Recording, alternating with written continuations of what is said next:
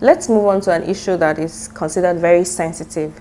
It's what some have described as the seeming move by the EFCC to criminalize legal fees that are received by lawyers.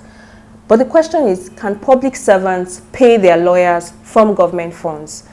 Especially when you talk about election petition cases and a government official has a case in court, can he pay from government funds?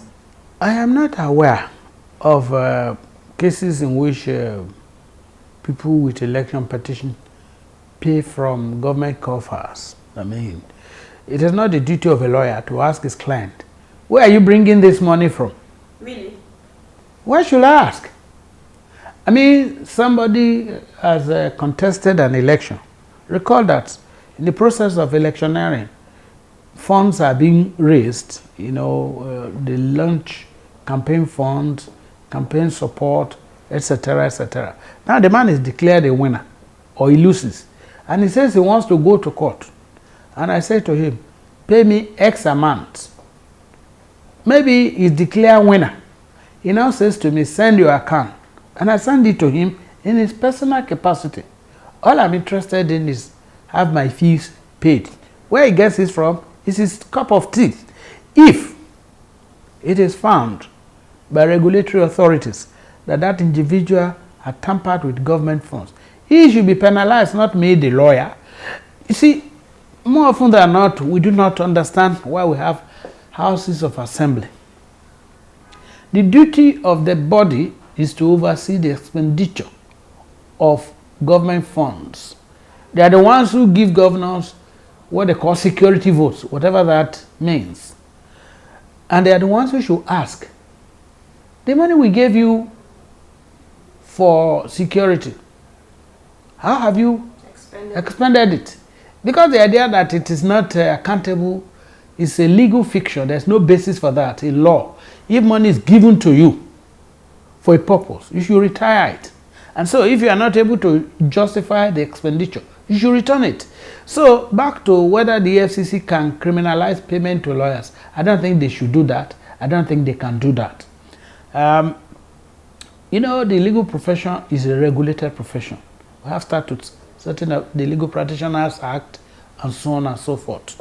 And when a lawyer is retained, there's a contract guided by client-lawyer confidentiality.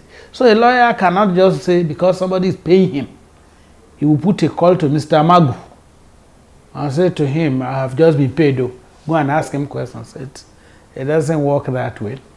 Although they need to look carefully at how we carry out financial transactions in this country.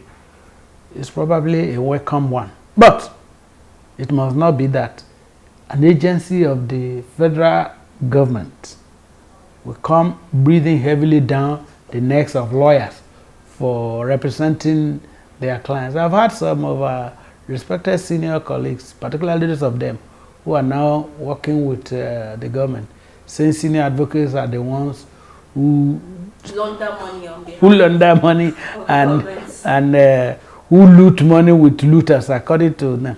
But such reckless statements are irresponsible. Unless you have proven cases. I mean, the law is no respecter of anybody. If a sitting governor takes money from his state account, going through his Auditor General, Finance Commissioner, passes it to a lawyer to help him change to dollar and return to him. You could talk money laundering there. But if a lawyer has worked for you and the man submits his bill, it doesn't matter where you are sending the money from.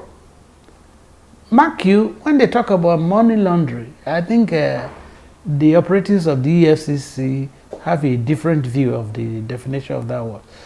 Government money cannot be dirty money. I mean, I don't understand it in that context. A state government goes to Abuja, is given money by the federal government, that money is appropriated legitimately down the line, and they pay money out of it. That cannot be money laundering, in my opinion. When the money is diverted to personal That's diversion. No money laundering. Money laundering means the origin of this fund is dirty and you are trying to clean it. How can money statutorily and constitutionally appropriated be said to be dirty money?